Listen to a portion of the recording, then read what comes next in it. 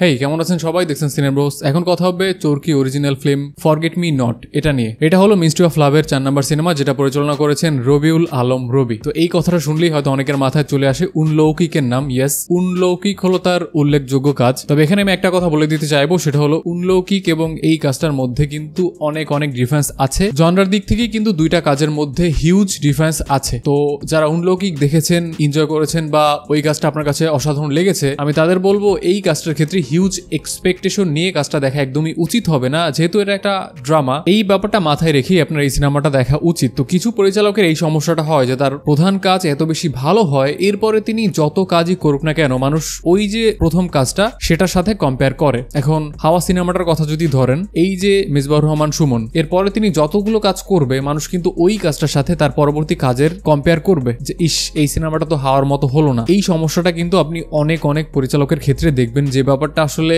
খুবই দুঃখজনক। বাট এমনটা হবার কথা ছিল না, কারণ একটা মানুষ একটা কাজের মাধ্যমে পরিচিতি পাবে, এটা বেশ ভালো একটা সাইন। বাট এরপরে ওই পরিচালকটা যখন বিভিন্ন জনরায় এক্সপেরিমেন্ট করতে যাবে বা বিভিন্ন জনরায় তার এক্সপার্টিস প্রমাণ করতে যাবে, তখন দেখা যাবে মানুষের যে তাকে নিয়ে একটা এক্সপেকটেশন, সেইটা তিনি রিচ করতে পারতেছে না, তখনই দর্শক হতাশ হবে। তো এই ব্যাপারের জন্য আমি বলতেছি উনলৌকিক এবং এই কাজটার মধ্যে হিউজ ডিফারেন্স, জনরাই আলাদা। সো এটা নিয়ে আপনার হিউজ কোনো প্রত্যাশা না করাই বেটার। এবারে যদি এই সিনেমার গল্প নিয়ে আপনাকে আমি ছোট্ট করে একটু আইডিয়া দেই, দেন এখানে এই যে ইয়াশ রোহান, তিনি একটা অ্যাক্সিডেন্ট করে, যেখানে মেহজাবিনের সাথে 5 মাস আগে তার একটা সম্পর্ক ছিল। অন্যদিকে এই যে ইয়াশ রোহান, তিনি পারিবারিক কিছু ক্রাইসিসের মধ্য থেকেও যায়। তো এক্স্যাক্টলি কি কারণে তিনি এই যে অ্যাক্সিডেন্টটা করে, এটা জানতে হলে আপনাকে দেখে নিতে হবে forget me not. Forget me not এর উল্লেখযোগ্য কিছু বিষয়ের মধ্যে প্রথমে যে বিষয়টা আসবে সেটা হলো অভিনয়। এবং অভিনয়ের কথা বললেই মেহজাবিন এখানে জাস্ট চমৎকার পারফর্ম করেছে। এই যে একটা কমফোর্ট জোন, প্রতিনিয়ত একই ধরনের নাটকে কাজ করা, সেই লুতুপুতু ভালোবাসার গল্প, ঘুরে ফিরে একই জিনিস বারবার যে দেখানো,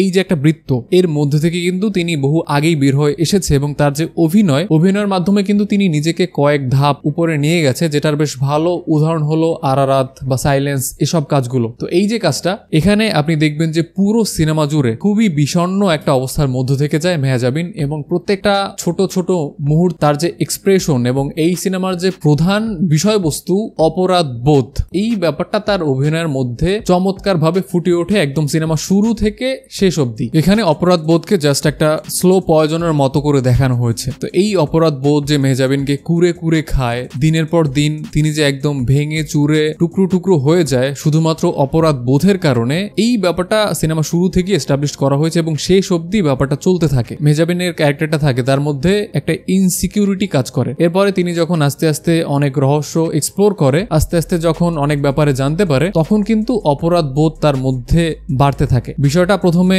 যতটা লাইট থাকে, ব্যাপারটা কিন্তু আস্তে আস্তে তত বেশি হেভি হতে থাকে। এবং এই ব্যাপারটা তার চোখে মুখে, তার অ্যাক্টিং এ বেশ ভালোভাবে ফুটে ওঠে। এবং যে ডায়লগগুলো আপনারা ট্রেলারে অলরেডি শুনে ফেলেছেন, যে একটা মানুষ নিজের এক্সপেকটেশন অন্য একটা মানুষের উপর চাপিয়ে দেয়। সিনেমার শুরুতে স্পেসিফিক একটা শট আমার কাছে বেশ চমৎকার লেগেছে। যেমন ইয়াশ রোহান একটা রেস্টুরেন্টে যখন যায়, বিগত 5 মাসে তিনি মুভ অন করে ফেলেছে। তো এই ব্যাপারটা তিনি যখন দূর থেকে দেখে, তখন আমরা তার চেহারার এক্সপ্রেশন দেখতে পাই। মানে হুট করে তিনি যখন একটা রেস্টুরেন্টে আসে হাতে ফুল নিয়ে, তখন তার চেহারায় যে একটা খুশি খুশি ভাব থাকে, এই ব্যাপারটা আস্তে আস্তে যখন হারিয়ে যায়, এবং এটা যখন আমরা তার পয়েন্ট অফ ভিউ থেকে দেখতে পাই, আই মিন শুধুমাত্র তার দিকেই ক্যামেরাটা ফেরানো থাকে, এদিকে কি হচ্ছে সেটা আমরা শুনতে পাই, বাট আমরা জাস্ট তার এক্সপ্রেশনটা দেখতে পাই। এই শটটা আমার কাছে পুরো সিনেমার one of the best shot মনে হয়েছে, যদিও এখানে আরো বেশ কিছু চমৎকার দৃশ্য ছিল। তো এই যে সিনেমাটা একদমই রিফ্রেশিং বা মন ভালো করার মতো সিনেমা না, পুরো সিনেমাটাই একদম স্যাড একটা মুডের মধ্যে থেকে যায়। তো এটা দেখে যে আপনার মন ভালো হবে, এই ব্যাপারটা চান্সেস কিন্তু একদমই জিরো। এটা দেখে বরঞ্চ আপনার মন আরো খারাপ হতে পারে। বাট সব মিলিয়ে সিনেমাটা আমার কাছে বেশ ভালোই লেগেছে, একদমই হামরি কিছু লাগেনি। বাট স্টিল আমি সিনেমাটা যখন দেখেছি বেশ ভালো লেগেছে। বিশেষ করে আবার যার কথা রিপিট করতে চাইবো, মেহজাবিন পুরো সিনেমাটা তিনি জাস্ট